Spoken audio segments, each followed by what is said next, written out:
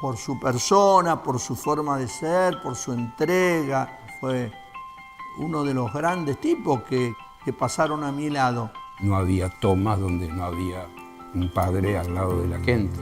Y llegaban los pobladores y él decía, yo soy el padre Pichi. Yo siempre le escuchaba decir, lugar donde íbamos, muchachos, la primera camiseta que tiene que estar abajo es la del barrio. Después, pónganse arriba la que quieran. Él amaba a los pobres, la gente que necesitaba. Su humildad y su sencillez. Pichi era algo de meterse. Era el tipo, se metía siempre donde podía. Probablemente haya sido criticado hasta su forma de vestir. Y son cosas que fue aprendiendo Bergoglio de Pichi.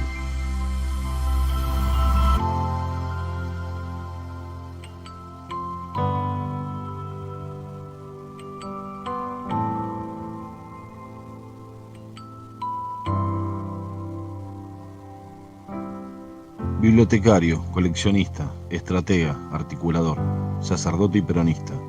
Dedicó su vida a la opción por los pobres y defendió el derecho a la tierra, el techo y el trabajo como bases para alcanzar la justicia social. Nació en 1936 con el nombre de José María Meisegeyer. Para todos era Pichi, el cura de los pobres.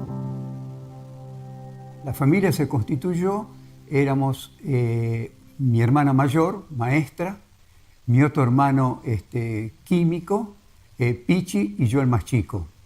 Ahora, entre Pichi y yo nos llevamos 5 años, o sea que yo conviví muchísimo con Pichi. Pichi es una cosa especial, ¿no? Porque era un tipo que en cualquier cosa se metía, ¿no? Por ejemplo, en el fondo de mi casa había un aromo de un diámetro que no se lo podía abrazar. Y de repente un día Pichi se trepó hasta la punta, haciendo señas y todo que... Y mi papá y mi mamá, pero bajate de ahí, así esas cosas, Pichi, ¿no? Muy meterete. Pichi fue influenciado por quién mucho, por mi papá. Mi papá trabajó mucho en los círculos católicos de obreros, con todo lo que era el tema así, el problema de habitacional también y todo. Después se ordena en el Colegio Máximo.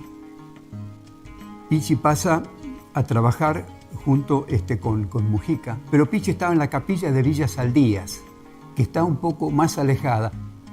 Se hacían reuniones en el barrio, en una escuela, donde adelante de la escuela tenía un cuartito, que era donde vivía Pichi. Ahí estaba también el correo postal y estaba en medio de un pasillo. Yo varias veces fui allá. Pichi vivía en la villa. Mujica se iba. Así como los jurados obreros se insertaban en el mundo del trabajo, estos se insertaban en el mundo de las villas. Y bueno, desde ahí hicieron un trabajo extraordinario, primero en lo testimonial. Hay que ir a vivir una villa y estar todo el tiempo ahí. Así que fue una época para mí conocerlo así como muy mano a mano, o sea, tomando un mate, conversando. Él me contaba, qué sé yo, muchas veces me decía a la noche, que yo me imagino vivir en la villa, era un cuarto que daba en todo un pasillo, bueno, todo lo que sucedía, prácticamente estar viviendo ahí en el medio del pasillo. Y tenía el oído muy atento a lo que era un problema integral, digamos. Uno lo categoriza, hábitat, economía social, género, pero él vivía todo eso junto dentro de la villa. O sea, que vivía en una villa siempre tuvo problemas de trabajo. Problemas que estaría más formalizado o menos formalizado, pero mal que mal, el villero estaba dentro de una fábrica, el villero podía estar changueando, pero bueno, después lo que viene ya como política general es abrumador, con lo cual ese mismo poblador se queda sin su lugar de puesto de trabajo en la industria y casi sin su changa, con lo cual el abordaje es intuitivo en ese momento. Desde los pobres a todos. Pobres son los barriales, son los villeros, son los campesinos pobres, son los aborígenes, son los obreros. O sea que ahí había toda una gama en la cual se buscaba atender en lo concreto, no en teorías, que hace falta teorías, pero también en la práctica real de las cosas. No en un sentido de poder, sino de servicio. Él fue siempre de un perfil muy bajo, Yo no me daba cuenta en ese momento, para mí yo era muy jovencita, tendría 15 años. Carlos era la figura en retiro, una figura muy fuerte, mediática, pero Pichi no, tenía como un perfil bajo. A Pichi se le perfilaba una línea, ¿no? ¿A dónde quería dirigirse él con la gente? Era muy particular. Pichi no dejaba de ser un sacerdote al estilo tradicional. A la hora de el barrio donde estaba, si había que hacer un bautismo, hacía un bautismo, si había que hacer un casamiento, hacía un casamiento, si había que acompañar a alguien en un momento muy, muy doloroso, muy vital, lo acompañaba, pero su esfuerzo, todos sus 24x24 de horas de trabajo estaba puesta para el desarrollo, para salir adelante, y siempre organizados, yo siempre le escuchaba decir, lugar donde íbamos, muchachos, la primera camiseta que tiene que estar abajo es la del barrio. Después, pónganse arriba la que quieran. A mediados de los años 60 coincide con el movimiento de sacerdotes para el tercer mundo, que proponía que la Iglesia acompañe a los más pobres en las luchas y reivindicaciones populares. Fue un movimiento que surgió inesperadamente dentro de las filas de la Iglesia, que tuvo alrededor de 450 sacerdotes como integrantes, que se dio a partir de una firma de adhesión al mensaje de los 18 obispos para el tercer mundo, que publicaron el 15 de agosto de 1967. Especialmente en la Argentina, en cuanto al nombre, al documento o al mensaje de los 18 obispos del tercer mundo, que se reunieron en una catacumba de Roma, diciendo que todo este esplendor vaticano no sirve para nada, todos estos documentos no sirven para nada, que fueron importantísimos, sino hay una verdadera inserción con los pobres. Él viene de alguna manera, la teología de la liberación, del trabajo, de lo que dejó Juan XXIII, de alguna manera, en su momento, que después fue totalmente borrado posteriormente, pero que en ese momento tuvo un impacto muy fuerte en América Latina. Y en Argentina en particular estábamos en medio de la dictadura de Onganía, la así llamada Revolución Argentina, que contó con el apoyo de la jerarquía eclesiástica y de significativos sectores católicos. Entonces, ante esa coyuntura, los curas del movimiento, por su trayectoria, por su actualización, en primer lugar enfrentamos a la dictadura de Onganía, por antidemocrática, por antiperonista, por antipopular, por entreguista. Ese era el concepto principal. Un principio que desde los comienzos de los curas del tercer mundo estaba en Capital era: veamos dónde golpear al sistema, donde al sistema más le duele. El primer gesto público del movimiento, que es casi el primer piquete público de la sociedad, todavía no se acostumbraba a eso, fue en diciembre del 68, que ante el plan de erradicación de villas, el movimiento en su conjunto, no solo los curavilleros, yo estuve, no vivía en una villa, y hicimos una parada frente a la Casa Rosada para oponernos al plan de erradicación de villas que se anunciaba y estaba en ejecución. General Onganía, presidente de la República, diciembre 1969, va a Luján a consagrar a la Virgen al Inmaculado Corazón de María. Le entrega a la Virgen todo el gobierno dictatorial, le pone su dictadura a los pies de la Virgen. Entonces se reúne Mujica con dos teólogos importantes, el padre Gera y el padre Tello.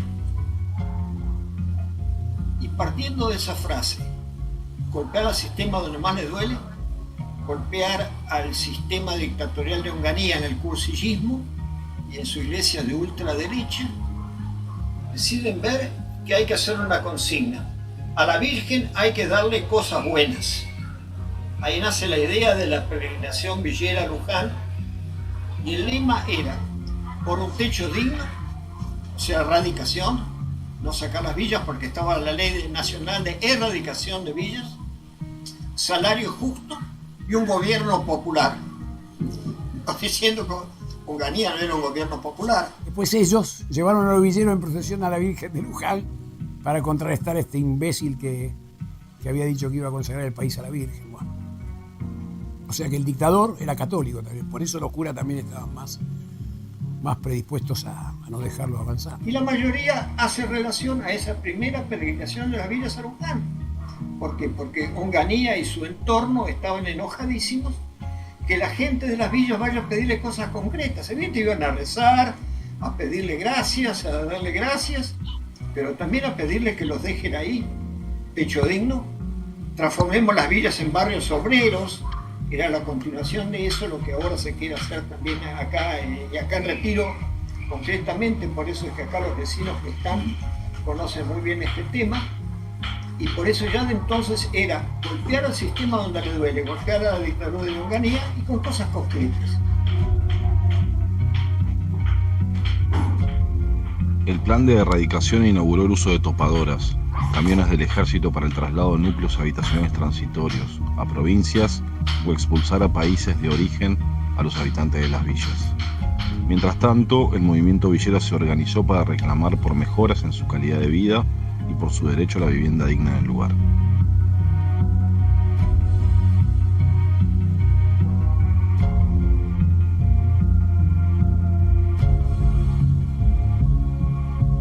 A Pichi lo conocí acá en el barrio a través de los encuentros en el comedor de Don Tapia, de la gente del 70, diríamos. Y en el año 72 yo empecé a trabajar con el grupo de voluntarios de la Villa 31 con Carlos Mujica, hasta que lo asesinaron. Y en el 74, que es cuando lo conocí a Pichi, en mayo del 74 hasta la fecha está recontra fija, ¿viste? Porque fue cuando él empezó lo conocí ahí, después él vino a trabajar a la capilla de Carlos. Lo conocí cuando volví del exilio. Por supuesto que conocía su historia, de que él había militado con el cura Mujica, que cuando lo desaparece Mujica, él tiene una opción clara por los pobres. Era un cura muy humilde, a él no le gustaba mucho figurar, ¿no? Más bien era un tipo de boliche, ¿no? O sea, del que te habla en lo personal, en grupos pequeños. No era un tipo de exaltar su personalidad, siendo un tipo sumamente inteligente y de un aporte importante. Yo siempre le recriminaba a Pichi que escribía poco. Yo le decía, tenés que escribir todo esto, cura, y bueno, él se reía mucho. Él era un tipo de los que decía de que iba a estar hablando del evangelio con los pobres y los pobres no tenían de qué comer. Bueno, un poco lo que también yo decía desde otro lugar, creo que esos eran los puntos de encuentro, que yo decía que le voy a hablar de feminismo a las mujeres si no tienen qué comer ni dónde dejar sus hijos y andan, ¿no? Pero había que hablarles de sus derechos. La historia de Pichi es importante porque después del martirio de Mujica, fue uno de los que estuvo aquí y se hizo cargo un poco de acompañar las capillas y el barrio. Dice que él fue a reemplazar a Mujica. Yo creo que eso no es verdad. Yo creo que Pichi estuvo ahí, inclusive creo que estuvo antes que Carlos. Después nos enteramos de que una noche le ametrallaron toda la capilla, ¿no? Él se salvó porque estaba arriba durmiendo. Y me contaba Pichi que de repente lo llamaba, qué sé yo, no sé, una chica que más o menos empezó a hablar con él y lo llama una noche y le dice, por favor, venime a verme, nos encontramos en Chacarita, quiero urgente hablar con vos porque si no yo me mato. Y Pichi se dio cuenta que era una trampa que le hacían, ¿no? Le pasaban cerca las balas a Pichi. Entonces se ve que lo habrán aconsejado de que se fuera de la villa a la noche. Eso pasaba, una bomba en el Instituto de Cultura Religiosa Superior. Bueno, funcionaban los servicios de inteligencia de aquel momento, que hacían una campaña en contra con muchos afiches, por ejemplo, distintos afiches, y bueno, a veces llegaban, también metieron una bomba en un lugar donde nos reunimos nosotros, en el colegio San José de Ascuénaga y Bartolomé Mitre. Bueno, eran métodos de intimidación, así que tenemos una lista de bombas que nos metieron. Él tenía su red de espionaje de las viejas de la villa, y cuando llegaba le avisaban enseguida si había moros en la costa para que se las tomara. Eso lo tenía bien armado. En el 77 ya había empezado la erradicación y era muy pesado. La verdad que ir a retiro a mí me costaba. La gente a la noche le volteaban a casa y al día siguiente a la escuelita en lugar de 20 chicos había 18 y al otro día 15 y bueno, las familias empezaron a irse o a donde podían. Él trabajaba junto con Carlos Mujica en una comunidad y cuando lo matan, pues él se vuelve el sacerdote de esa iglesia, ¿no? Y entonces esa vinculación, pues él estaba en las villas, o sea, vivió en las villas. Luego de la muerte de Mujica y ante la erradicación humillante, compulsiva y violenta a cargo del brigadier Cacciatore, el padre Pichi renovó su compromiso con los pobladores de las villas. Los iban a desalojar. Entonces, la condición para que no los desalojaran era que las casillas tenían que ser de material. Entonces los curas llamaron a todos los pibes de todos los colegios católicos, universidades católicas, y fuimos todos. Inclusive yo me acuerdo que salió en la tele, la Federación de Estudiantes de El Salvador, Jorgito Cabodeasi, y yo levantando una pared. Y de repente veíamos que la pared era, nosotros no teníamos ni idea de cómo usar la cuchara. Y Jorge dice, esto es una barbaridad lo que estamos haciendo, porque acá va a venir una familia, se les va a caer encima. Entonces largamos la cuchara y nos fuimos con el balde a hacer la cola y juntábamos, no sé, cemento, agua y ayudábamos así. Y fuimos todos a levantar las casas, junto con los villeros, por supuesto. Y se logró. Cuando se planteó esto a través de los delegados de las villas y del movimiento villero, bueno, ya había otro plan para la villa en realidad. El plan era que se iba a erradicar por partes. Entonces esa erradicación comenzó por Saldía. Uno de los lugares fue Ciudadela, yo también lo fui a ver dentro de los que andábamos en todo el tema, como parte de los grupos. Claro, era muy difícil también con la gente que iba y veía esos departamentos, pero había otros problemas, era trasladarse a Ciudadela. Se cortaba la escuela, las dificultades para el trabajo, se desarmaba toda una identidad y un barrio. No, es algo que por ahí a simple vista la gente ya pensaba, ay, bueno, voy a estar en el departamento. Bueno, el agua, ¿qué puede decir uno ante eso? Ante un derecho tan básico y tener esa posibilidad. Pero muere Mujica, fija la voz, viene la dictadura. Bueno, en aquel tiempo la parte, diríamos, promocional de pelear juntos contra la ley de erradicación estaba muy unida en la base. Había contactos muy fuertes. Esos contactos se superpusieron enseguida con Juventud Peronista, con la tendencia, y así apareció el movimiento villero peronista, como por otro lado también apareció JTP, Juventud Trabajadora Peronista, y el MIP, Movimiento Inquilinos Peronistas, el tema de los conventillos. O sea que había toda una estructuración, un andamiaje bastante bien armado y bastante bien colocado. El lío se fue haciendo, se fue agudizando con todo el tema de la lucha armada. Y ahí los curas villeros, junto con Tercer Mundo de Capital, esa fue una declaración que se tuvo porque siempre hacia el 1 de mayo, o en víspera del 1 de mayo, se hacía una declaración que se hizo acá en el otro extremo de Retiro, en la villa de Saldías, por pedido mío. Se convocó a la prensa, en ese momento, en esa coyuntura, diciendo que estaba bien el pasaje de la gente de la Villa 31 a los monobloques de Ejército de los Andes, después otro que está cercano al autódromo, y otro que está en Soldati, donde iba ya prácticamente toda la villa del Retiro. Eso después se paró, hubo otros problemas y conflictos internos y ahí quedó. Y después todo se reinvadió. Pero entre tanto se iba luchando y buscando un protagonismo popular.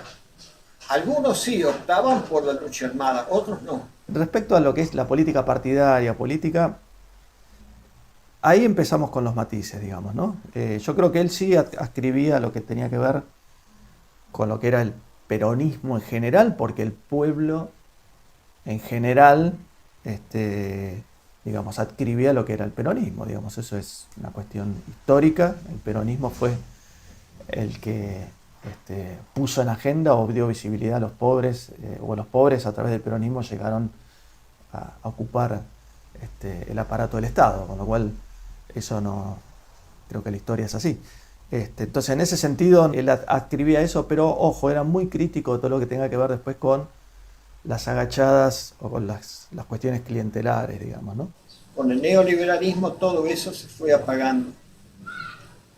Un dirigente de los asentamientos de tomas de tierra de Quilmes, muy lúcido, me decía, ahora como que le han cambiado la cabeza, le han cambiado la película a la gente, que ya no se preocupan por luchar.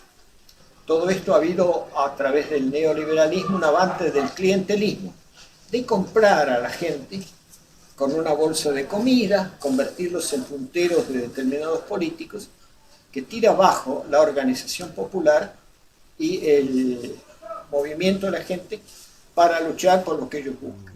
Y sobre todo lo que tenga que ver con la manipulación del individuo que está en una condición de inferioridad por una cuestión material, que es muchas veces lo que se da en la relación clientelar, digamos, ¿no?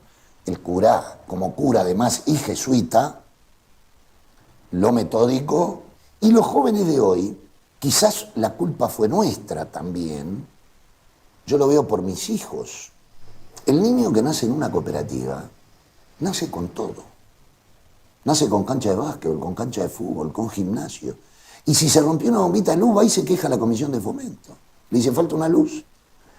Capaz, nacen con eso, pero no saben de dónde venimos. El tema del clientelismo, yo creo que era un tema que le preocupaba, que era un tema que quería comprender, porque tampoco, si venían las chapas, Pichi las iba a agarrar. Si venían los colchones, Pichi los iba a agarrar. Y si el dirigente barrial le venía todo eso y hablaba con Pichi y le decía, me van a mandar, Pichi le decía, por supuesto, agarralo. Después trataba de decirle, pero ojo, tenés cuidado con cuál es la moneda de cambio, o no te olvides de los compañeros, digamos, ¿no? En términos de los que... Y no te olvides de cuáles son las reivindicaciones principales, digamos, ¿no? Entonces, en ese sentido era una racionalidad muy práctica, en términos de lo que era el vínculo con el color político que estaba ocupando en ese momento el aparato del Estado. No perder de vista que el Estado también era eso, era un lugar de disputas. Yo creo que Pichi lo tenía muy claro eso. La personalidad del padre era justo, con la balanza de la justicia. Era tremendamente justo. No le gustaba nada que fuera de lugar. Él nos enseñaba que siempre se debe luchar con armas sanas y vitales, a través de la palabra, de las leyes, organizarse la familia, formar las organizaciones y siempre tener como ejemplo uno que tiene que demostrar que es honesto, que es decente, que si recibimos algún fondo de cualquier lado que sea, nosotros debemos de presentar, de tener todo en orden, los balances, tener los técnicos, que todos vean dónde se llevan los recursos, cómo se los usan los recursos. Dice, no, vengan, que estamos haciendo un sistema premoldeado, que es muy bueno. Dice, los técnicos siempre se enganchaban con esas cuestiones de Mecano. Y la arquitecta nos invita, y Pichi viene y me dice, con el clima frío que hay acá te congela una parecita de 5 centímetros de cemento, esto no aprueba nada esto. Y la arquitecta se ponía nerviosa, no, pero así te dije que no iba. Una relación media... Y en un momento la llaman y se va. Y entonces nos acercamos con Pichi y digo, che, ¿sirve esto? Le dice directamente, dice, esto es una porquería, le dice, no creo que lo compre nadie esto. Bueno, esa era la forma de Pichi, ¿viste? No era todo lindo, qué sé yo, no. Siempre tuvo una actitud así muy, muy dura, muy, viste, o blanco-negro, con los técnicos. Bueno, pero vos qué querés, ¿que la gente esté mejor o querés que se haga tu proyecto? Que el técnico se dé cuenta que tenía que salir del escritorio, tenía que salir de la academia, pisar la tierra y darse cuenta que muchas veces el manual te ayuda, el libro te ayuda, pero lo que más te ayudaba era estar en contacto con el poblador y a partir de ahí construir juntos. No era nada permisivo, nada concesivo. Era un hombre de pocas palabras, pero cuando tenía que ser afilado, lo era. Muy querido, una persona que era pues un pilar dentro de nuestras relaciones de la coalición en América Latina, siempre presente con su personalidad, con su respeto, su modestia, pero también con su firmeza. Pichi era un tipo que lo quería todo el mundo. No, no lo quería todo el mundo. Ahora me acordé de algo. Otro cura, un gran amigo, el padre Carlos Avigliano, un día me dijo, Pichi, cuando habla, nadie se confunde de lo que dice. ¿Me entiendes? ¿Me entendés lo que digo? Quiere decir que no tenía un doble lenguaje. O sea que Pichi en ese sentido era muy claro. Su preocupación por la organización del movimiento villero lo llevó a la creación de cooperativas y organizaciones autogestionadas, con las que logró que muchas familias consiguieran tener una vivienda por sus propios medios. Lo conocí por los años 80, 81 sería, y él siempre tuvo mucho empuje para promover la formación de otras organizaciones no gubernamentales, redes. Venís y charlemos un rato, porque estamos tratando de armar una cooperativa de vivienda. Venite al CIAS. El CIAS es otro lugar emblemático de esa época de trabajo de los jesuitas. Y bueno, fui. Y fue el golpe de gracia que me dieron, ya con una mística, viste, que me enganchó. ¿Cuándo fue allá en 1980, a raíz de un encuentro que organizó Pichi con Miserior? Con Miserior sí, él tenía mucha relación, inclusive, bueno, Miserior ha sido de las agencias que ha financiado más la lucha por la vivienda en América Latina y demás. Había en esa época, en plena dictadura, un grupo de cooperativas de las villas de Capital que habían logrado parar la erradicación, presentando una alternativa de construcción de viviendas por autoconstrucción y bueno, habían logrado a partir de eso un plazo para la erradicación. Y sobre todo en la reunión que yo estuve se habló como de la posibilidad de la formación de una ONG, que creo que terminó siendo Vivienda y Comunidad. Como un buen jesuita, ¿no? Yo siempre digo que a un jesuita vos lo tirás con un paracaídas en el desierto y organiza. Los primeros contactos fueron a fines de los 80, nos acompañó él, articuló con Vivienda y Comunidad, digamos, en esas primeras experiencias nuestras donde la organización apuntaba, digamos, no solo a parar los desalojos, sino fundamentalmente a ganar el suelo que las familias estaban ocupando, ¿no? Se crea el Secretariado de Enlace, que intentaba hacer una red de todas esas organizaciones de vivienda, no solo de conurbano y de Buenos Aires, sino de todo el país. El secretariado, yo creo que como institución, primero fue una especie de asociación de hecho que se fue dando entre técnicos, plasmar un pensamiento que tenía Pichi, que era esto de fortalecer comunidades, ¿no? Y a partir de ahí se crearon una serie de actividades, de encuentros, de seminarios, y bueno, yo ahí empecé a participar. Empecé dando una mano con el diario de Vivienda Popular, que era el diario del secretariado, una revista, diario. Y después, bueno, cuando encuentro armaba Pichi era una máquina de agarrar, ¿viste? De enlaces, conectarse con o pares de él o de afuera, del país incluso, y bueno, conectar. Para él, la visión principal tenía que ver en cómo juntar en el campo del hábitat a los pobladores que sufrían los problemas de déficit o las condiciones de desigualdad del sistema y poder poner en común a técnicos con sensibilidad hacia este sector y tratar de encontrar soluciones, pero donde los pobladores sean partícipes, digamos, ¿no? Los pobladores están en la vivienda y se quedan en la vivienda, pero los técnicos se van, como diciendo que el pie, digamos, el que decide es el poblador. Por mi edad ya no estoy formando parte de los curas villeros, ni vivo en una villa, sino que vivo con otros padres jesuitas, porque yo soy jesuita. No estoy, diríamos, al frente de la batalla, pero estoy un poco en retaguardia. En una no gubernamental con el tema tierra, regularización dominial, que es un tema muy jorobado en zonas nortes del conurbano, con el tema de microcréditos, peleando muy fuerte por la erradicación en el lugar de la 31 y 31 bis. O sea que la Villa de Retiro se quede acá. ¿Qué era lo que sucedía? El hábitat popular era el tema central que trabajaba el secretariado por lo que era la trayectoria personal de Pichi y su preocupación por el hábitat. Pero la dinámica argentina, la dinámica de las crisis en Argentina,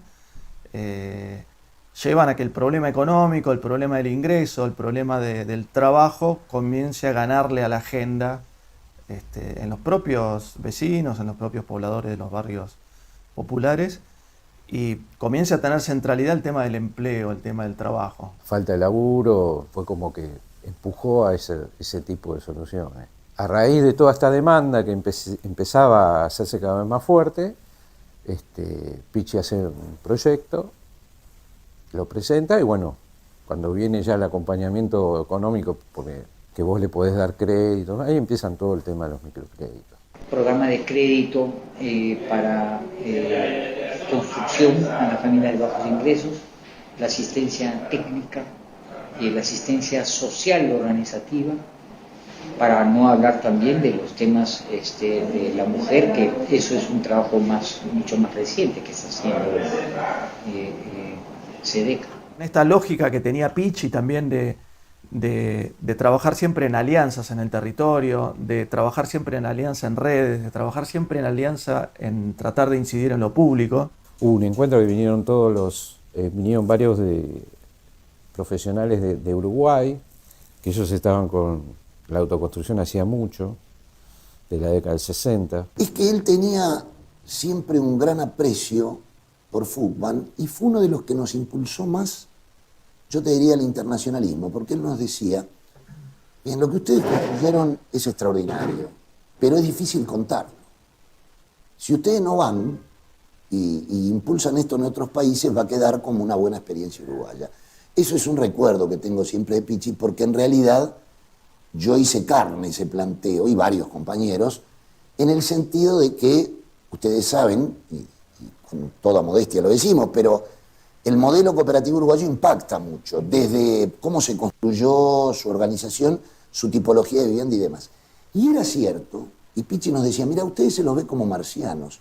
Y un día me dijo algo muy importante. Me dice, ¿a vos no te enoja que te digan que esto es solo para los uruguayos? ¿Entendés? O sea, el tipo tenía una visión. Entonces yo siempre rescato de que Pichi fue un tipo que tenía claro el internacionalismo, la importancia de la regionalización. Un hecho que ha pasado inadvertido, no solamente acá, sino en muchos sitios, es la importancia que tienen los jesuitas en el tema del hábitat en el continente. Son los jesuitas los que más han trabajado los temas de la vivienda social y del hábitat popular en todo el continente. SEDECA dio siempre una pelea, y Pichi en especial, dio una pelea muy fuerte con ese tema, porque él veía que importábamos ciertas metodologías que estaban más desarrolladas en otros lugares, pero de manera muy acrítica, con lo cual nosotros comenzamos a tratar de que esas herramientas se apliquen realmente con criterios de equidad, ¿no? Entonces un poco si se quiere, ese es el espíritu que tiene este secretariado, que ha tenido el secretariado, y creo que otras institucionalidades previas donde Pichi participó también, digamos, ¿no? Tienen esa impronta que son propias de lo que él pensaba, de lo que él sentía, digamos, de lo que era su opción por los pobres, claramente la reflejaba ahí. El cura Pichi era eso, era un jesuita, capaz desde la humildad, desde casi el sigilo, ¿sí? Ser capaz de organizar, de apoyar la organización, de construir la articulación de voces y de darle lugar a esas voces. Además de su lucha, el padre Pichi, a lo largo de 5 décadas, fue atesorando libros, folletos, informes, correspondencia epistolar, fotos y otros materiales. A finales del 2007, la Compañía de Jesús y la Universidad Católica de Córdoba sellaron un convenio sobre la custodia de la colección que lleva su nombre y forma parte del acervo de la Biblioteca Campus de la Universidad Católica de Córdoba. Bueno, yo creo que Pichi era un gran recolector de toda la historia y tenía de archivos, ¿no? Creo que tenía un archivo fenomenal, todo. Sí, fue toda la vida, muy de guardar todo, de tener todo archivado. Pichi le gustó la filatelia.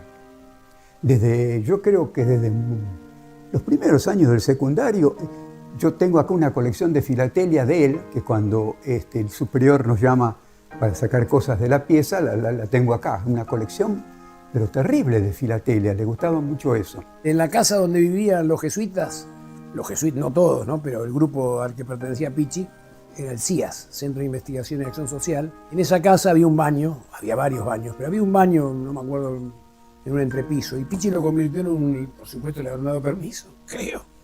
Y era un laboratorio, y ahí él revelaba sus fotos. A través de su archivo, Pichi entregó los diarios del provicario Víctor Manuel Bonamín, que revelan la colaboración de la Iglesia Católica en la represión de la última dictadura. Hay algunas cosas que tal vez yo puedo tener una lectura. A mí siempre me llamó la atención, por ejemplo, lo del archivo. Era algo que él lo hizo muy silenciosamente. La verdad que para mí fue una alegría inmensa, porque ya tampoco era saber solamente de todo lo que él había hecho en la villa, sino todo lo que tenía que ver con el movimiento de los derechos humanos, de nuestra memoria y demás, que lo haga un Pichi. Tenía una seriedad y una autoridad que me llamó la atención por un lado, pero dije, caramba. A través de los años, su relación con otro jesuita, Jorge Bergoglio, tuvo varias idas y vueltas, en épocas en que nada hacía prever que se iba a transformar en Francisco y levantar las banderas de tierra, techo y trabajo. Que veníamos a una misa, una celebración con Bergoglio. Y bueno, me retó Pichi porque llegaba tarde como siempre, igual nos subimos al auto, fue muy divertido porque en un momento era tal el apuro por llegar a Retiro, porque el reloj estaba corriendo y la culpable era yo, y nos metimos en contramano en una calle, era el apuro de llegar acá. Obvio, llegamos tarde a misa, a Cristo Obrero, la capilla de Cristo Obrero, del barrio Comunicaciones. Estaba Bergoglio celebrando la misa, ya estaba casi ya a mitad de la misa. Pichi llegó y se paró en el portón y bueno, no tenía las cosas para vestirse de sacerdote, las tenía yo en el bolso atrás. Y bueno, me apuraba, ahí se vistió ante los ojos de Bergoglio, que paró la celebración, que fue un gesto muy bueno de Bergoglio y todos los sacerdotes. No sé si se para una celebración así por cualquier sacerdote, no lo sé. Y bueno, Pichi se vistió ahí y entró a celebrar la misa con Bergoglio. Tal es así, y no me lo olvido, que el día que lo matan a Mujica, Pichi me dice, ¿sabes? Me abre la puerta Bergoglio y se me pone a llorar por lo que le pasó a Mujica. Por supuesto, Pichi también era muy crítico de cosas de la iglesia. La relación no era muy aceitada, que digamos. Era una relación como ocurre en la mayoría de las congregaciones, que hay maneras de pensar distintas y proyectos distintos. ¿Ustedes reciben apoyo ahora de la iglesia oficial jerárquica?